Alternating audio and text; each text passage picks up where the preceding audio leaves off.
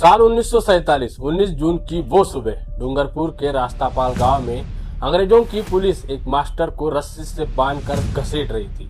उसका जुर्म था आदिवासी बच्चों को पढ़ाना। तभी पास से घास काट कर ला रही एक 12 साल की भील बेटी ने ये मंजर देखा।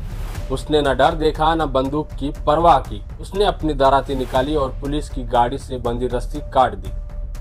अगले ही पल बंदूकें तन गई और इतिहास ने एक ऐसी वीरांगना को जन्म दिया जिसे आज हम शिक्षा की देवी कहकर पूजते हैं। जोहार भाइयों, जे3 राखों पर आपका स्वागत है।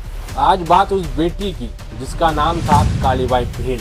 भारतीय राष्ट्रीय आंदोलन के दौर में राजस्थान में प्रजामंडल आंदोलन चल रहा था। 1818 की सहायक संधि के बाद से डूंगरपुर रियासत पर अंग्रेजों का अप्रत्यक्ष शासन था। Maharawal Lakshman Singh British Chamber of Princes की कमेटी के सदस्य थे।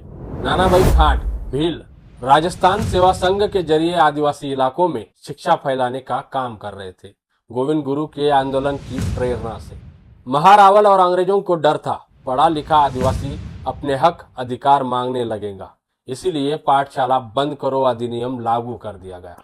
30 मई 1947 पुनवाड़ा पाठशाला बंद कराने के लिए मास्टर शिवराम को पकड़कर जंगल में छोड़ दिया गया। साथियों को गिरफ्तार किया गया, घर जलाए गए।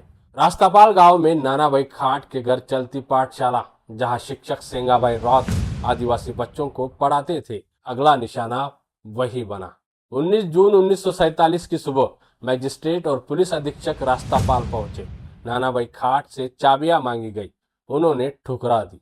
ये सरकार के साथ खुला असहयोग था, पूरी तरह अहिंसात्मक प्रतिरोध। आदेश न मानने पर पुलिस ने नानाभाई खाट और सेंगाबाई रौत को बंदूक के बट से मारना शुरू किया। दोनों को रस्सी से बांधकर थाने की ओर घसीटा गया। नानाभाई को गोली लगी, वे गिरे और वही उनकी मौत हो गई। घायल सेंगाबाई रौत जब चल नहीं पाए तो उनकी कमर में रस्सी बांधकर पुलिस जीप से घसीटा गया, सजा की मिसाल बनाने के लिए। अलीबाई उस पाठशाला की 12-13 साल की छात्रा सोमाबाई और नवलीबाई की बेटी थी। सुबह जानवरों के लिए घास काटने निकली थी।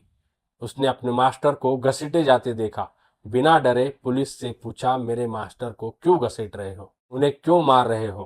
पुलिस की धमकियों, बंदूक दिखाने के बावजूद वो पीछे नहीं हटी। फिर उसने घास की गठरी से अपनी दराती निकाली और सेंगाबाई को बांधने वाली रस्सी काट दी। ये सीधे महारावल को चुनौती थी। मैजिस्ट्रेट के आदेश पर पुलिस ने कालीबाई पर गोलियां बरसा दी। वो खून से लथपथ अपने गुरु के साथ जमीन पर गिर पड़ी। गोलीबारी में नवलबाई, मोगीबाई, होमलीबाई, कालीबाई, नानीबाई जैसे कई महिलाएं भी घायल हुई।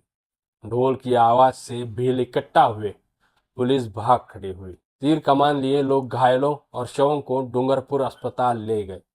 20 जून 1947 अगले दिन कालीबाई ने दम तोड़ दिया। सेंगाबाई रौत बच गए।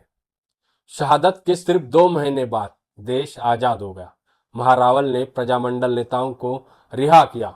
भिखाबाई भील और गौरी शंकर उपाध्याय को मंत्री बनाया। मार्च 1948 में डूंगरपुर में उत्तरदायी शासन की स्थापना हुई, जिसका श्रेय कालीबाई की शहादत को जाता है। आज समाज कालीबाई को शिक्षा की देवी मानता है। डूंगरपुर के गेंजी घाटा आदिवासी प्रेरणा स्थल पर कालीबाई, सेंगाबाई रौत और नानाभाई खाट की प्रतिमाएं स्थापित है। 12 साल की कालीबाई भील ने अपने मास्टर और शिक्षा के अधिकार के लिए अंग्रेजों की गोली अपने सीने पर ले ली। ये कोई मामूली घटना नहीं, ये उतनी ही बड़ी बगावत थी जितनी स्पार्टाकस के गुलामों ने रोमन साम्राज्य के खिलाफ की थी। फिर भी इतिहास की किताबों में कालीबाई का नाम कहीं हाशिए पर, किताबों के किनारे पर भी नहीं मिलता। आदिवासी महिलाओं के योगदान को मिटाने की यही साजिश सदियों से चली आ रही है और इसे तोड़ने का काम अब हमारा है।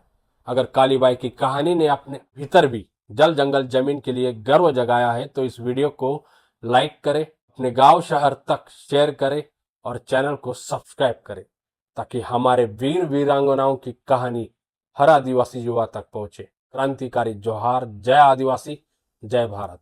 जे3 राखो भाइयों, जल जंगल जमीन की रक्षा करनी होगी।